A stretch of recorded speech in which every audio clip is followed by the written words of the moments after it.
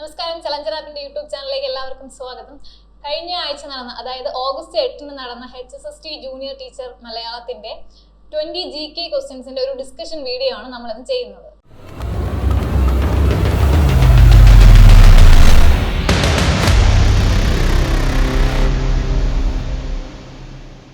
കഴിഞ്ഞ ആഴ്ച നടന്ന, അതായത് ഓഗസ്റ്റ് 8 നടന്ന HSST ടീച്ചർ ജൂനിയർ മലയാളത്തിന്റെ ഒരു 20 GK ക്വസ്റ്റ്യൻസ് ആണ് നമ്മൾ ഡിസ്കസ് ചെയ്യുന്നത്. അപ്പോൾ അതിൽ 20 GK ക്വസ്റ്റ്യൻ, ബാക്കിയുള്ളത് അവരുടെ സബ്ജക്ട് വൈസ് ക്വസ്റ്റ്യൻസ് ആണ്. അപ്പോൾ ഇനി എക്സാമിന് പോകുന്ന ആൾക്കാർ ഇതുകൂടി ഒന്ന് റെഫർ ചെയ്തിട്ട് പോവുക. ഏത് എക്സാമിനും LDC വരുന്നുണ്ട്, അവർ ഈ 20 GK ക്വസ്റ്റ്യൻസ് കൂടെ ഒന്ന് റെഫർ ചെയ്ത് പോവുക. നമുക്ക് ക്വസ്റ്റ്യൻസ് ഏതൊക്കെയാണെന്ന് നോക്കാം.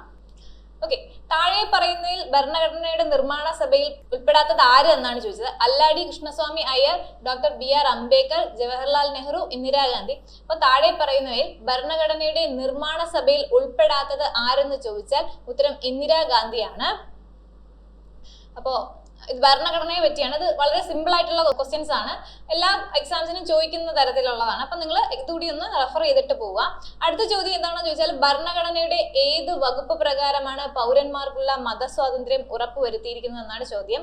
ആർട്ടിക്കിൾ 14, 32, 25, 31. ഉത്തരം ബി, ആർട്ടിക്കിൾ 25 ആണ്. ഭരണഘടനയുടെ ഏത് വകുപ്പ് പ്രകാരമാണ് പൗരന്മാർക്കുള്ള മതസ്വാതന്ത്ര്യം ഉറപ്പുവരുത്തിയിരിക്കുന്നത്? ഉത്തരം ആർട്ടിക്കിൾ 25 ആണ്. അടുത്തതൊരു സ്റ്റേറ്റ്മെന്റ് ക്വസ്റ്റ്യൻ ആണ്. താഴെ പറയുന്നവയിൽ ശരിയല്ലാത്ത പ്രസ്താവന ഏതെന്നാണ് ചോദ്യം. ഭരണഘടനയിൽ അനുച്ഛേദം 356 പ്രകാരം രാഷ്ട്രപതിക്ക് സംസ്ഥാന അടിയന്തരാവസ്ഥ പ്രഖ്യാപിക്കാൻ കഴിയും. തിരഞ്ഞെടുപ്പ് പ്രകാരമാണ് ഗവർണർ എന്ന പദവിയിലേക്ക് നിയമനം നടക്കുന്നത്. രാഷ്ട്രപതിയാണ് പ്രധാനമന്ത്രിയെ നിയമിക്കുന്നത്. ലോക്സഭയുടെ അധ്യക്ഷൻ ലോക്സഭയുടെ സ്പീക്കറാണ്. അപ്പൊ താഴെ പറയുന്നവയിൽ ശരി അല്ലാത്ത പ്രസ്താവന ഏതെന്നാണ് ചോദ്യം. ശരിയല്ലാത്തത് തിരഞ്ഞെടുപ്പ് പ്രകാരമാണ് ഗവർണർ എന്ന പദവിയിലേക്ക് നിയമനം നടക്കുന്നത്. അതാണ് ശരിയല്ലാത്ത പ്രസ്താവന. തിരഞ്ഞെടുപ്പ് പ്രകാരമാണ് ഗവർണർ എന്ന പദവിയിലേക്ക് നിയമനം നടക്കുന്നത്. അത് തെറ്റാണ്, തിരഞ്ഞെടുപ്പ് പ്രകാരമല്ല. ബാക്കിയെല്ലാം ശരിയാണ്. അടുത്ത ചോദ്യം ഏതെന്ന് വെച്ചാൽ ഭരണഘടനയുടെ ഹൃദയവും ആത്മാവും എന്ന അനുച്ഛേദം 32 വിശേഷിപ്പിച്ചത് ആര്? സ്ഥിരം ക്വസ്റ്റ്യൻ ആണ് PSCയുടെ. ഭരണഘടനയുടെ ഹൃദയവും ആത്മാവും എന്ന അനുച്ഛേദം 32 വിശേഷിപ്പിച്ചത് ആര് എന്നാണ് ചോദ്യം. ഉത്തരം ഡോക്ടർ BR അംബേദ്കർ ആണ്. അപ്പോൾ ഭരണഘടനയുടെ ഹൃദയവും ആത്മാവും എന്ന അനുച്ഛേദം 32 വിശേഷിപ്പിച്ചത് ആരെന്ന് ചോദിച്ചാൽ ഡോക്ടർ BR അംബേദ്കർ ആണ്.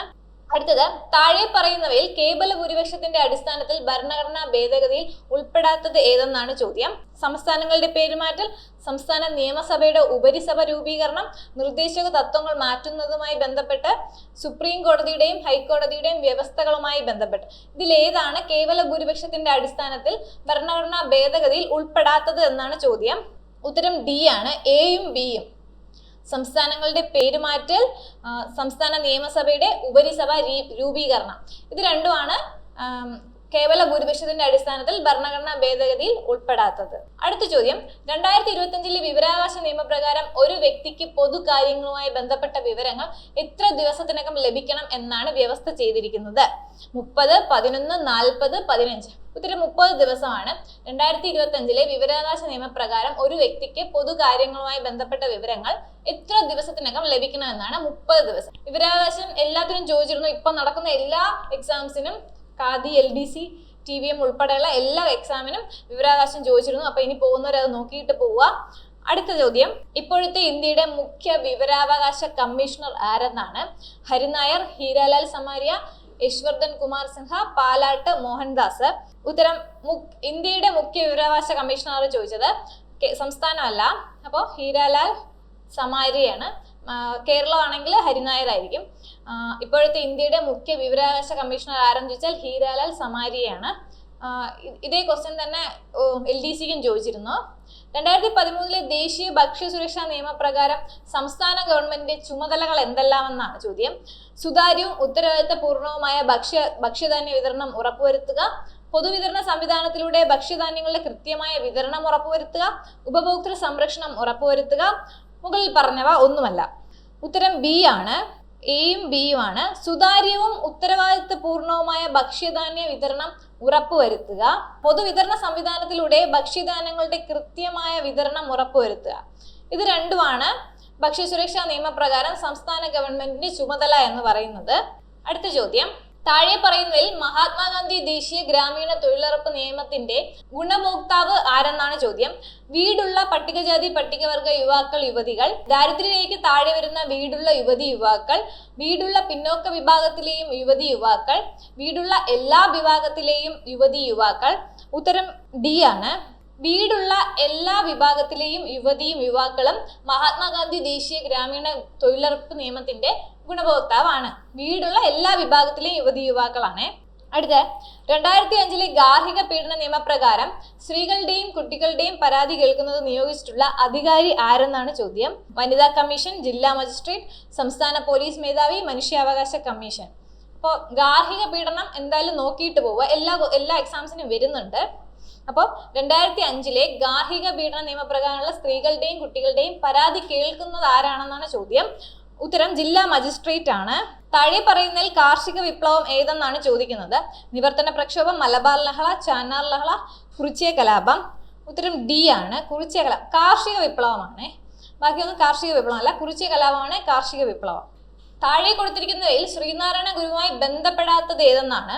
ആത്മോപദേശ ശതകം, വേദാന്ത സംഗ്രഹം, അദ്വൈത ചിന്താ പദ്ധതി, ദർശനമാല. ഉത്തരം ബി ആണ്. ബി ആൻഡ് സി, വേദാന്ത സംഗ്രഹം, അദ്വൈത ചിന്താ പദ്ധതി, ഇത് രണ്ടുമാണ് ബന്ധം അല്ലാത്തത്.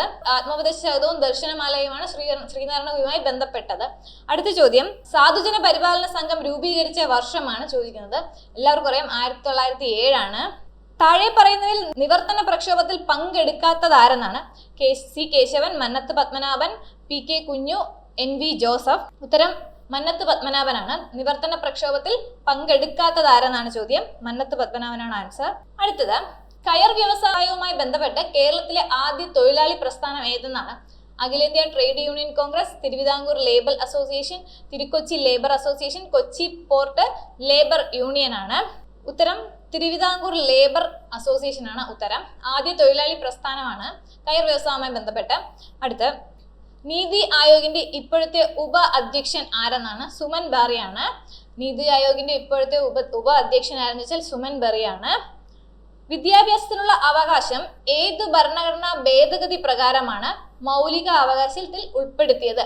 വിദ്യാഭ്യാസത്തിനുള്ള അവകാശം ഏത് ഭരണഘടനാ ഭേദഗതി പ്രകാരമാണ് മൗലിക അവകാശത്തിൽ ഉൾപ്പെടുത്തിയതെന്നാണ് ചോദ്യം. ഭേദഗതി 86, 42, 76, 104. ഉത്തരം 86 ആണ്. അടുത്ത ചോദ്യത്തിലേക്ക് പോവാം. കേരളത്തിൽ തണ്ണീർത്തട സംരക്ഷണ നിയമം നിലവിൽ വന്ന വർഷം ഏതാണെന്നാണ്. 98, 2008, 88, 2006.